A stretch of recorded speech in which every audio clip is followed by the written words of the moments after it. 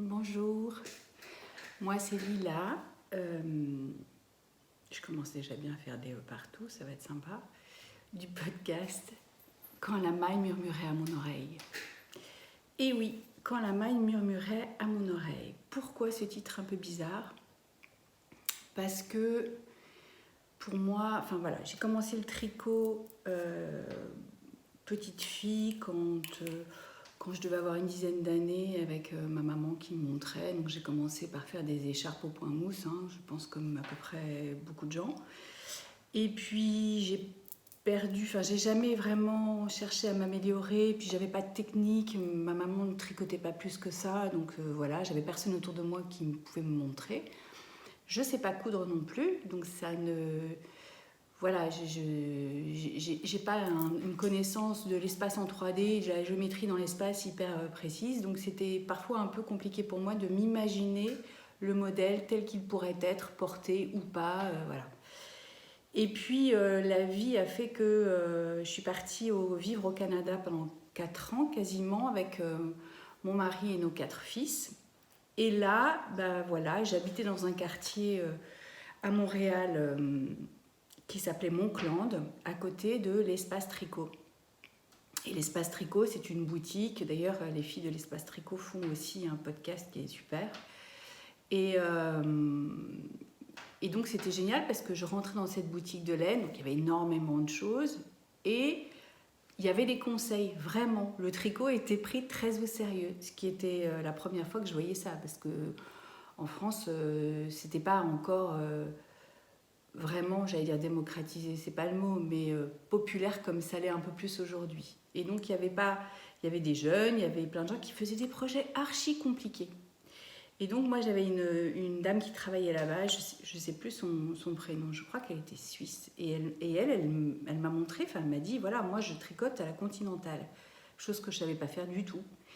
Et elle a commencé à me montrer les aiguilles circulaires, à me montrer comment faire le magic loop. Tout ça, c'était complètement étranger pour moi. Donc j'ai petit à petit, toute seule, avec un peu de son aide, elle me montrait 2-3 trucs. Après, j'allais regarder sur YouTube des tutos. Enfin voilà, je me suis mise à apprendre des techniques tout doucement. Mais en revanche, dès que je me plantais, voilà, c'était la panique à bord. Donc je retournais enfiler mes bottes de neige et aller la voir. Et leur dire voilà, je suis perdue, je sais plus où j'en suis et tout ça. Puis elle était toujours, les filles qui travaillaient là-bas étaient toujours très calmes en disant mais non, pas de souci, voilà. Donc c'est comme ça que j'ai commencé à me familiariser avec les aiguilles circulaires, avec d'autres techniques, mais je tricotais pas encore à la continentale. Je continuais à tricoter normalement et tout ça, mais j'avais pas mal de petites douleurs aux doigts quand même à force. Et puis je pense que j'étais un peu tendue. Donc je suis rentrée en France. On a quand même beaucoup déménagé les 5 dernières années. Et tout ça pour dire que pourquoi la maille qui murmurait à mon oreille, c'est qu'en fait à chaque fois que je tricotais quelque chose, j'arrivais à en retirer soit une technique, soit un apprentissage en tout cas. Je ne vais pas dire une leçon de vie, mais quasiment. Voilà, je trouve qu'on est en termes de développement personnel, c'est pas mal du tout le tricot, c'est chouette. Voilà, donc à chaque fois, je vais vous parler des petits projets que j'ai faits, qui sont parfois un peu ratés, un peu bon, d'autres ça va, je suis assez contente, mais de ce que j'en ai appris surtout. Et ça, je trouve ça super important pour moi et ça fait partie des projets que je me lance ou des petits défis, c'est de me dire tiens, là j'ai envie d'apprendre ça, pourquoi, qu'est-ce que ça éveille en moi, qu'est-ce que ça me confronte à quoi, enfin voilà, je trouve ça rigolo.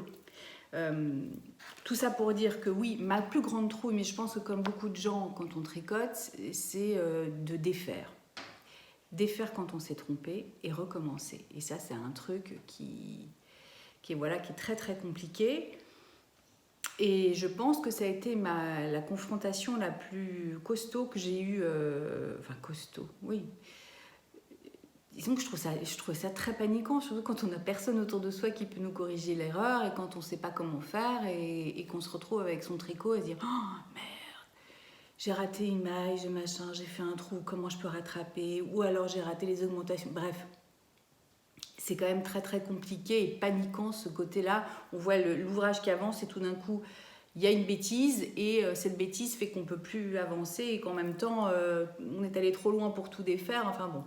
Donc moi, ça m'a beaucoup appris déjà de ne pas paniquer, que beaucoup de choses se réparent quand même globalement. Aussi que le mieux est l'ennemi du bien, dans le sens où effectivement parfois il faut savoir se contenter d'une petite imperfection plutôt que d'avoir à défaire un truc hyper galère.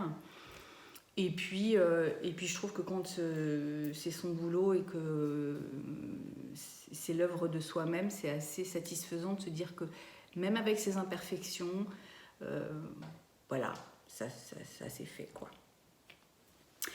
Moi, j'ai commencé donc par plein de petits projets au début, voilà, comme je vous ai dit, des écharpes, point mousse, pas mal de modèles de chez Fil d'Art quand j'étais en France. Le truc, enfin tout au début, le truc c'est qu'avec tous ces modèles-là, il n'y avait pas de tricot en circulaire et moi, ce qui me bloquait vraiment, c'était la couture. Donc je me retrouvais avec des pulls qui étaient pas si mal tricoté que ça, mais où les coutures des manches et tout ça, je savais pas les faire des côtés. Donc ça faisait soit des petits... c'était trop serré, soit... c'était jamais bien. C'était pas top. Et la circulaire, du coup, l'aiguille circulaire a été une vraie révolution pour moi, parce que là, j'ai trouvé que... magique, quoi. Pas de couture. Formidable. Donc, un des projets que j'ai commencé par faire, c'est le Sunday Sweater de Petite Knit. Voilà, que j'ai fait... alors que j'ai fait un peu grand pour moi. J'ai fait en taille L, je pense que j'aurais pu le faire en taille M, hein, mais j'ai bien aimé travailler ce... Bon, il est un peu... Oui, il est un peu froissé, parce que plié dans mon placard. Je l'ai fait en laine drops, je crois que c'était de l'alpaga avec du kit silk, me semble-t-il. Et j'ai trouvé ça c'était vraiment le premier projet un peu compliqué, je vais dire. Disons qu'il y avait ce yoke comme ça. Voilà, pour moi, c'était un peu compliqué. Alors moi, j'ai pas... C'était Pink Flamant Rose, je crois, qui en parlait dans une de ses vidéos qu'elle avait fait. Au début, j'ai regardé beaucoup de ses vidéos, je me suis inspirée de ses modèles. Et elle parlait effectivement du col qu'elle n'avait pas fait aussi longtemps, il me semble. Et donc, moi, j'ai fait comme elle. C'est-à-dire que j'ai commencé un petit peu plus tard. J'ai fait pour faire un col un peu plus large. C'est les seules modifications que j'ai faites et je l'ai trouvé plutôt sympa. C'est un pull que je mets assez souvent. Enfin, maintenant que j'ai déménagé et que je suis au bord de la mer en Loire-Atlantique, c'est vrai que j'ai moins froid. Hein. Moi, je ne l'avais pas au Canada. Mais enfin, bon, on ne peut pas dire qu'on ait des températures très, très, très, très négatives, très froides. Quoi qu'aujourd'hui, regardez, j'ai un petit feu dans ma cheminée. Mais bon, voilà. Donc ça, c'était un de mes premiers projets. Qu'est-ce que j'ai fait ensuite ? Un projet que j'ai bien aimé aussi. Je cherche en même temps, hein, vous m'en voulez pas. Je vais vous parler aussi du truc un peu moins cool, mais bon, c'est pas grave. Alors, un pull que j'ai bien aimé faire, c'était... c'est Emma de Tricolibri qui m'en avait parlé de ce pull-là qu'il avait fait. Et je me suis inspirée aussi. Salut Emma. Emma qui est venue me voir cet été quand j'étais à Noirmoutier. On a tricoté ensemble, donc c'était cool, sur la plage. Et c'est le Miroménil Cléonis que j'ai fait moi, je crois que c'était de la brushed alpaga silk et que j'ai fait manche 3/4 comme ça. Et ça, c'est le pull, mais le petit basique, super sympa, hyper léger. C'est ça que j'aime dans ce pull, c'est qu'il est hyper léger à porter. Donc il se met facilement même sous un petit manteau. Il est très, très doudou, quoi. Très doudou sans être gros pull. Bon. Et j'en ai fait un autre d'ailleurs que j'ai pas sorti, mais qui est dans un autre coloris. Mais le petit gris comme ça, je trouve que c'est le plus facile. Il faudrait peut-être que je m'en fasse un beige ou un... Je sais pas. Je vais voir. Mais je pense que c'est un modèle, pour moi, c'est un bon basique à avoir. Bon, il n'est pas parfait encore une fois. Et puis cette laine fait que on voit pas mal d'irrégularité. Mais je pense que c'est le truc de la laine qui fait ça. Mais ça ne me dérange pas en soi. Je trouve ça plutôt sympa. Qu'est-ce que je vais vous montrer d'autre? Ah ouais, ça c'est quand même pas une grande... Alors j'étais hyper motivée pour faire ce pull. C'est le Luz. Voilà, Luz d'Atelier Émilie. J'étais hyper motivée. Parce que d'abord c'est la première fois, oui je crois, que je tricotais dans une laine qui était moins abordable, on va dire, que les laines de chez Drops. C'est la Tia de Ficolana, coloris azalé. Je voulais un truc rose, alors je sais pas si vous le voyez bien. Il est rose quoi, rose fuchsia profond. J'ai l'impression que vous voyez plus rouge que ce qu'il n'est en réalité. Mais il est hyper agréable en termes... Enfin, la laine est très agréable, très douce, il n'y a rien à dire. Alors, sur ce pull-là, voilà, ça m'a encore bien murmuré à l'oreille. Parce que le col, qui a l'air hyper facile à faire, mais je l'ai défait, le montage provisoire, là. Je l'ai défait, refait, je ne sais pas combien de fois. Et à chaque fois, j'étais là, Lila... Faire et défaire, c'est toujours travailler. Oui, mais c'est chiant. Mais c'est pas grave. J'étais tellement motivée. En plus, défaire du mohair, c'est quand même pas simple. Mais la laine étant précieuse, je voulais pas couper et jeter. C'est hors de question. Surtout que j'avais commandé... je pense que je m'étais acheté un nombre assez limité de pelotes et que j'ai visé un peu juste. Donc je me suis notée d'ailleurs... Alors je sais pas si ça vous fait ça à vous. Mais moi, j'ai souvent du mal à tirer des leçons, à me souvenir de mon expérience passée pour les projets futurs. C'est-à-dire que moi, par exemple, je sais que j'ai quand même des longs bras et que j'aime bien avoir des choses un peu longues. Eh bien, je devrais prévoir, comme les pulls un peu longs. D'ailleurs, j'aime pas les pulls trop courts. Moi, les crop tops, tout ça, c'est pas trop mon truc. Donc je devrais prévoir un peu plus de laine, il vaut mieux en avoir un peu plus que pas assez. Et bien souvent non, je me fais avoir. Tiens, je remets ma petite laine d'ailleurs que je vais vous présenter après. Mais si je la mettais pas à l'envers, ce serait mieux. Hop. Du coup, ce pull là, j'ai galéré pour l'encolure, que j'ai finalement au bout de, je sais pas, 4 fois je pense, j'ai réussi à faire. Mais j'ai trouvé ça vraiment compliqué pour un résultat qui au final est un peu trop détendu. Je sais pas, est-ce que c'est au blocage? Moi, je le trouve moins doudou qu'il n'était au départ. Après, somme toute, ça m'a paru relativement simple, si ce n'est que j'ai fait des manches trop courtes. J'aime bien les manches un petit peu... Enfin, j'ai trois quarts, pas là, oui, parfois là, parce que je trouve qu'au quotidien, c'est plus facile quand ça ne trempe pas dans ce qu'on fait, voilà. Mais là, pour le coup, elles sont un poil courtes et j'ai fait des côtes torse 1-1, chose que je ne savais pas faire du tout. Mais à force de regarder les podcasts, ben, voilà. Et j'ai dû faire, c'est pareil, je me souviens, alors il va falloir être indulgent les enfants. Comme c'est mon premier podcast et que je ne sais pas honnêtement s'il y en aura d'autres, je n'ai pas pris l'habitude de prendre des notes. Je vois les filles hyper sérieuses qui notent tout et elles ont raison. La laine qu'elles ont utilisée, le coloris, le grammage, Moi, je fais sur le moment et puis quand je suis passée à un autre projet, j'oublie. Donc il faut vraiment que je note. Enfin, j'ai quand même noté des petites choses. Qu'est-ce que j'ai noté? Voilà. J'ai galéré pour faire le col, ça je vous l'ai dit. Entre le montage provisoire et le reste, aïe. Je regrette aussi mes côtes torse 1-1 en bas du pull. Ah oui, c'est pas sur les poignets que je regrette, c'est en bas du pull parce que je trouve que c'est pas assez élastique. Je crois que c'est Emma d'ailleurs qu'on parlait une fois en disant qu'elle les faisait pas en bas parce qu'elle trouvait aussi que c'était pas assez élastique et que ça serrait un peu et c'était pas très confortable. Je trouve qu'effectivement c'est pas assez confortable. Ah oui, j'ai dû détricoter une bonne partie du bas, toutes les côtes du bas, j'ai dû les défaire parce que je me suis rendu compte que le pull était beaucoup trop court. Et alors, je n'avais pas encore ce Scooby-Doo magique dont Emma aussi m'a parlé et que je me suis procuré quand même, ce Scooby-Doo magique que vous connaissez sûrement.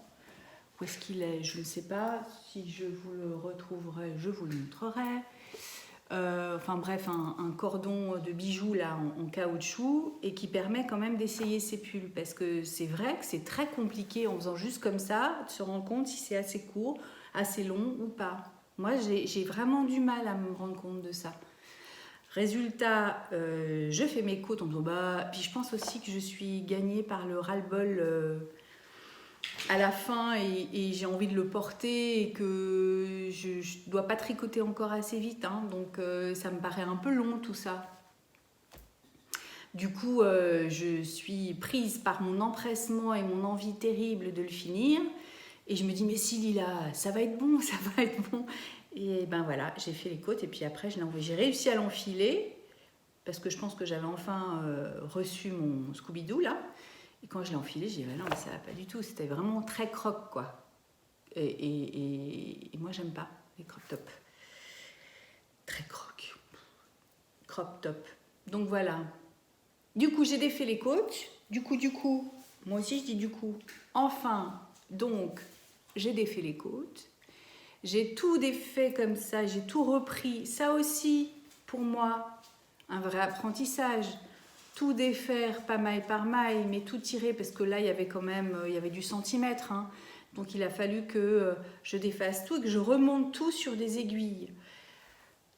Alors, si vous avez une méthode infaillible, je suis preneuse, mais moi, là, ce que j'ai fait, c'est que j'ai pris une aiguille très fine, j'ai mis mon tricot à plat et j'ai essayé de rechoper comme ça dans les mailles avant de défaire.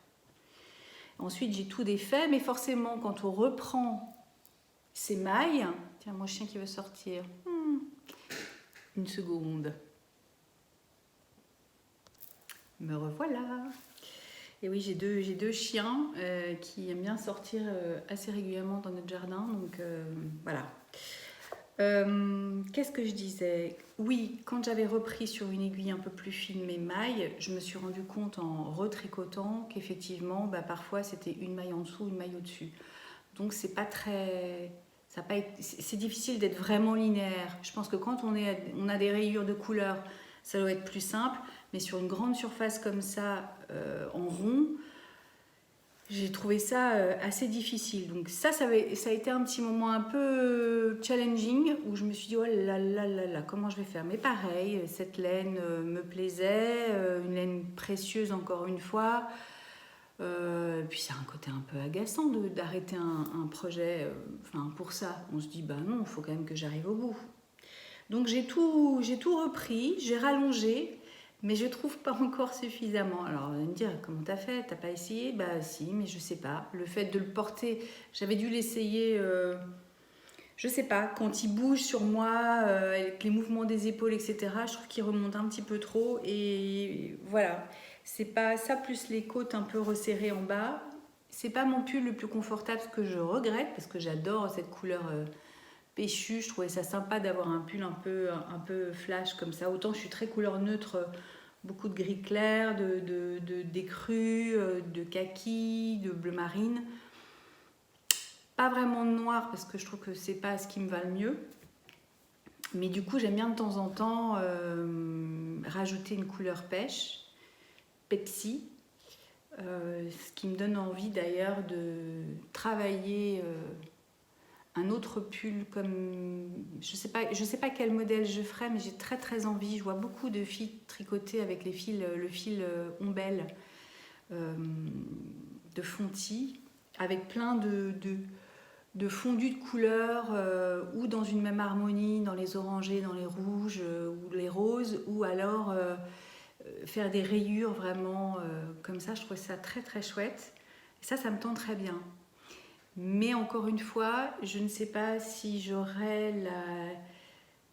si je trouverais la liberté et l'indépendance, enfin je sais pas, moi je suis très scolaire dans mes tricots, je suis pas ce qu'on me dit, je suis pas du genre vraiment à prendre des libertés ou des initiatives, j'ai trop peur de me planter et donc c'est quelque chose que je ne fais pas.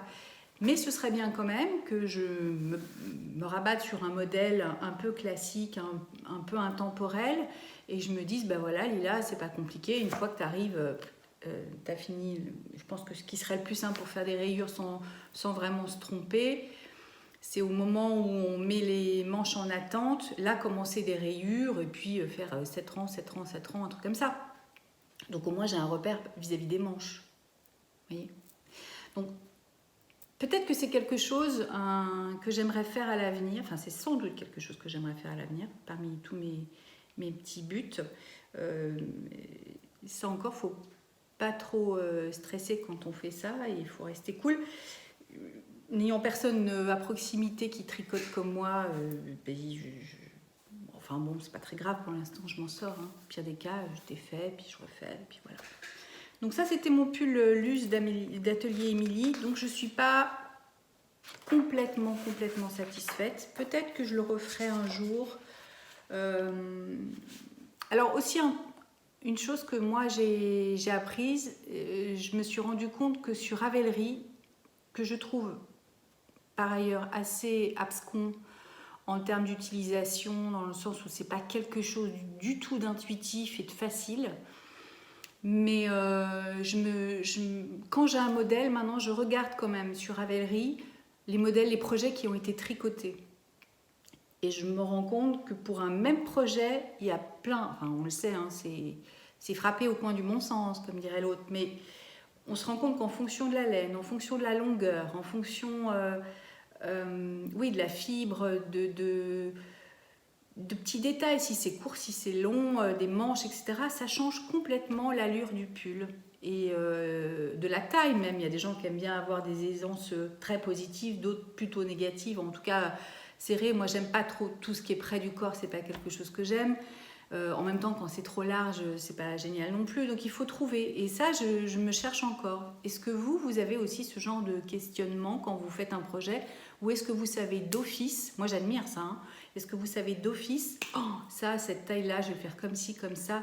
Ça demande une projection, une visualisation du pull terminé ou du gilet, du projet, que moi je n'ai pas encore. Ça va venir. Certainement, ça va venir. Mais pour l'instant, je ne l'ai pas. J'imagine que ça s'apprend, que ça vient, qu'on affûte son regard au fur et à mesure du temps. Après, je me suis lancée, Emma toujours m'avait suggéré ce magnifique gilet Copenhagen cardigan de petite knit, et pas mal de petites knits. C'est assez sobre, assez efficace.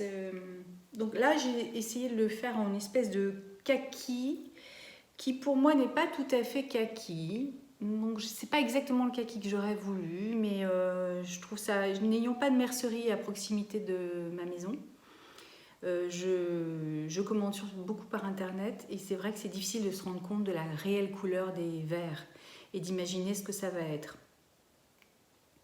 Et moi c'est pareil. Alors voilà autre chose. Il y a des gens qui savent bien se projeter et imaginer par exemple un mélange de couleurs. Qu'est-ce que ça peut faire un fil de kit silk d'une couleur mélangée à un alpaga ou autre chose un peu d'une autre couleur, voir, imaginer la nuance que ça va pouvoir faire. Alors moi j'ai beau être fille d'artiste peintre, hein, je n'arrive pas toujours à imaginer le mélange, à me dire tiens, est-ce que ça va être heureux ou pas. Donc parfois j'ai des surprises. Alors quand j'ai un peu de laine en stock, souvent je commence par essayer des choses avec des fibres que j'ai à la maison pour avoir une idée. Mais quand je commande d'office une quantité pull, voilà, je l'ai fait. Alors c'est joli. Moi, en plus de ça, celui-ci, il a épaté mes copines parce qu'elles ont trouvé qu'il était. Je faisais très tricoteuse sérieuse pour le coup. Alors j'ai gagné une médaille là. Mais j'aime bien ce vert. Je trouve ça joli. Mais j'aurais peut-être aimé un kaki un peu moins vert sapin, plus tombant, peut-être plus gris. Et voilà, dans la maille qui murmure à l'oreille, alors là, elle m'a murmuré les poches, hein, parce que ça, c'est encore une technique, ça aurait pu avoir un côté paniquant de se dire, mon Dieu, parce que pour le coup, quand j'ai fait les poches, j'ai vraiment écouté Emma, elle m'a dit, tu vas voir, tu vas faire les poches, tu vas même pas t'en rendre compte. Bah, elle n'a pas tout à fait tort, elle a même plutôt raison, dans le sens où... Alors j'ai quand même regardé une vidéo parce que je ne savais pas du tout où ça allait quand j'ai fait mes petites poches comme ça. Mais c'est vrai qu'on se retrouve avec un truc, on se dit mais ça va dans quel sens? Au début, on se demande si ça se coud comme ça, si ça... Au début, j'avais un peu de mal et puis j'ai regardé la petite vidéo avec, explicative, et puis hop, j'ai trouvé ça assez magique quoi. D'avoir ces petites poches qui rentrent... ça fait un boulot super bien fini. Bon, en soi, c'est pas des poches qui servent vraiment à grand chose, mais le côté qui fait doubler, du coup, c'est un petit côté chic et bien fait, quoi. Donc ça, j'ai vraiment bien aimé. Moi, j'ai pas mis de bouton parce que je le porte ouvert et que j'aime pas forcément attacher mes gilets. Ou alors, il faut qu'il soit vraiment ample pour que j'ai envie de m'emmitoufler dedans, mais sinon, c'est pas quelque chose que je fais. Les petits changements que j'ai fait. Donc moi j'ai travaillé en alpaga et kit silk de drops coloris 78,95 pour l'alpaga et 19 pour la kit silk. J'ai pris la 3e taille, M je crois. Le seul petit changement que là je me suis octroyé, incroyable, j'ai fait que 10 diminutions sur les 15 préconisées au niveau des manches. Voilà, et je n'ai pas mis de bouton. Enfin, on va pas dire ça, c'est pas un grand changement en soi, mais ça ne me manque pas. Voilà. Donc j'ai appris plein de trucs sur ce gilet. Déjà, c'est mon premier gilet. J'ai trouvé ça vraiment sympa à faire, les poches, cet apprentissage-là. Je trouve que les sites, les vidéos de Petite Knit, même si elles sont en, je vais dire une bêtise, danois, je crois, on comprend parce qu'il n'y a pas besoin de comprendre les mots. Les visuels sont très bien faits. Donc ça, j'ai trouvé vraiment ça chouette. Ensuite, le 2e gilet que j'ai fait, c'est celui que j'ai sur moi. C'est le Sunday Cardigan, que j'ai fait donc en bleu marine. Alors ça faisait longtemps que je voulais un tricot bleu marine. Parce que, comme je vous ai dit, moi je suis pas très noire et que je trouve que le bleu marine, voilà, ça fait partie de ma couleur neutre à moi. Je trouve ça plus facile à porter. Moi, je suis souvent, même voire tout le temps en jean, donc je trouve ça sympa d'avoir du bleu marine. Et puis, je trouve que ça me va mieux au teint que le noir, personnellement. Voilà. Donc, lui, je l'ai tricoté avec 3 brins de kit silk mohair. Et j'ai pris comme laine, là aussi je me suis fait plaisir. Je me suis fait plaisir avec une laine qui n'est pas de la Drops, qui est la Thin Silk Mohair de Sandnes Garn, coloris Deep Marine 55,81. Alors au début, quand je l'ai tricotée, j'étais un petit peu déçue, pas du tout par la couleur, mais parce que je trouvais qu'elle n'était pas très douce. Et je me suis dit, quand même, ça faisait, c'est pas un budget monstrueux, mais c'est déjà quand même... C'est déjà un petit peu plus cher que la Drops, quoi. Et quand mais je me suis dit, attends de le bloquer. Effectivement, quand j'ai bloqué le gilet, c'est devenu super doux. Donc si jamais vous rencontrez la même chose, sachez qu'au blocage, ça s'adoucit vraiment et il est hyper... Moi, je mets souvent avec des petits t-shirts comme ça, manches courtes, et je le trouve très agréable. Ah, même la peau, là, sur les bras, il ne me pique pas du tout, il ne me gratte pas du tout. Donc voilà. J'ai donc très contente de ce projet. Je me note que j'ai utilisé... Là, j'étais sérieuse. J'ai utilisé 235 grammes de laine pour ce gilet. Il me reste 15 grammes. Oui, parce que c'est sur les 250 que j'avais. Donc voilà. Est-ce que je le referai? Je ne sais pas. J'aime beaucoup ce genre de modèle qui est facile à porter. Moi, je l'ai fait donc un petit peu long aussi. Ouais, je l'ai fait un petit peu long parce que j'aime bien, je trouve ça plus enveloppant et tout ça. En revanche, peut-être que je chercherai un modèle la prochaine fois où il n'y a pas forcément ce yoke qui est assez caractéristique du Sunday, quoi. que ce soit le cardigan que j'ai, enfin le cardigan ou le pull, ça fait un peu un doublon. Alors moi ça me dérange pas, mais je vais peut-être pas en avoir un troisième. Voilà pour ça. Après, un autre projet que j'ai terminé. Alors là, vous allez vous marrer, mais bon. J'ai fait ça avec des restes de laine. C'était de l'alpaga et kit silk. Donc, j'ai même pas rentré les fils encore. C'est le Soghead Cowl. Voilà. Ça, c'était la vidéo. Toujours Emma avec Lysandre, je crois, qui en parlait quand elles avaient fait une vidéo ensemble. De ce projet-là, et j'ai trouvé ça vachement sympa parce que c'est un grand col comme ça, sauf que moi j'avais pas. Donc là, j'ai mélangé l'alpaga. En fait, ce sont des restes d'un pull que j'ai fait aussi, que je vous ai pas montré, mais voilà. Et donc ça, je l'ai tricoté en double. Je trouvais ça sympa, sauf que je me suis dit, je ne sais pas si j'aurai assez de laine ou pas, et j'ai terminé en kit silk seul, que j'ai tricoté en double aussi pour pas qu'il y ait un trop grand changement. Alors ça fait une petite barre, mais finalement c'est pour mon mari que j'ai fait ça. Finalement ça me dérange pas dans le sens où je me dis, il a les bons tuyaux, soit il fait vraiment froid comme on est en bord de mer et s'il peut y avoir du vent, etc.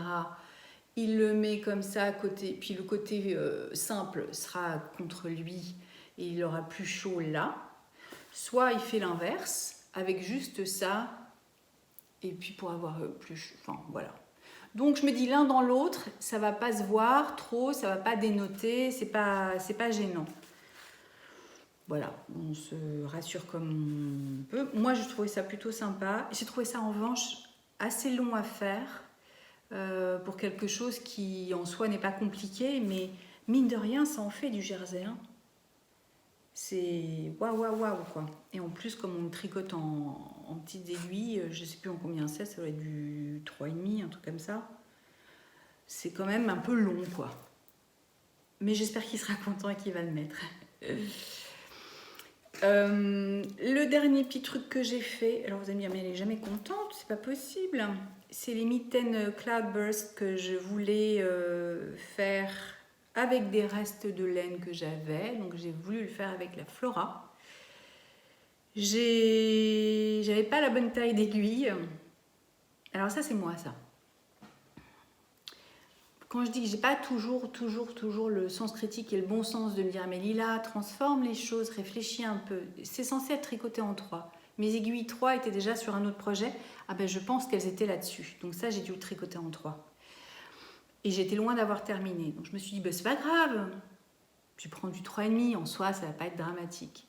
Sauf que j'avais quand même du 2,75. J'aurais mieux fait de tricoter en 2,75 qu'en 3,5. Surtout que c'est de la dentelle. Alors c'était ma première dentelle, là. Je suis pas sûre qu'on voit très très bien. Et j'ai fait avec de la Flora que j'avais en stock. Est-ce que vous voyez ouais, c'est pas très criant, mais voilà. Ouais. On voit à peu près. Yeah. Donc elles sont longues, moi, elles sont vraiment longues là, et je pense que c'est parce qu'elles sont tricotées en 3,5 au lieu de 3. Et ce qui fait qu'avec la dentelle, ça aurait mérité quand même d'être plus resserré. Je pense que j'aurais mieux fait de les faire en 2,75 si j'avais pas les aiguilles 3. Petite pause technique, je vais faire rentrer mon chien. Voilà, voilà. Petite interlude non musicale, et en plus mon deuxième petit chien, mon petit cocker Mango, n'est pas encore rentré, donc il est fort probable que je sois obligée de me relever d'ici peu. Nous allons voir, mais c'est ça, 4 enfants, 2 chiens, tout ça, c'est super, c'est vivant à la maison. Après, bon, il y a des choses, voilà, des projets que j'ai faits, mais je me souviens même pas du nom, j'ai pas tout noté, j'ai pas été très sérieuse, alors je me dis que ça sert à rien de tout vous montrer comme ça. Là, voilà, j'espère être plus organisée la fois prochaine. Là, mon projet en cours, alors pour l'instant, je n'en ai qu'un, 2 peut-être, si je me motive. C'est, comment il s'appelle celui-là? Je l'affiche pas loin quand même. C'est le No Frills Sweater de Petite Knit que je suis en train de faire. Voilà, donc là je suis en plein dans les augmentations du raglan. Là, j'ai mélangé, je crois, et ben voilà, j'ai fait avec, alors, vous allez dire, elle a beaucoup de flora. Oui, au départ, je m'étais inscrite au, comment ça s'appelait, ce challenge du châle, voilà, dont tout le monde parle, Stephen West. Et bah, Emma m'avait dit justement, allez, inscris-toi, ça va être sympa, on peut le faire ensemble et tout. Et puis j'étais dit, oh là là là là là là, moi j'avais vu certains de ses projets, alors il a une grande créativité et on ne peut pas le nier. Mais je me suis dit, c'est pour me lancer dans un truc aussi demandant et et je ne porte pas à la fin, ça va un petit peu me frustrer. Moi j'aime bien porter ce que je tricote. Et surtout que ça, je suis sûre que j'aurais pas pu le donner autour de moi. Enfin voilà. Donc, je m'étais dit pour assurer le coup, je vais me commander de la flora et des couleurs neutres. Donc j'ai fait des mélanges de gris et de beige. Mais quand j'ai vu le premier podcast et quand j'ai reçu la première vidéo, j'ai dit non, c'est pas possible. Je vais pas me lancer là-dedans parce que je me doutais que ce serait pas, pour moi en tout cas, que ce serait pas portable. Du coup, j'ai de la flora. Alors je l'ai doublé pour faire ce pull avec, vous allez me dire, elle est vraiment nulle. Cette laine qui a des paillettes, vous savez quoi? Je vais la chercher.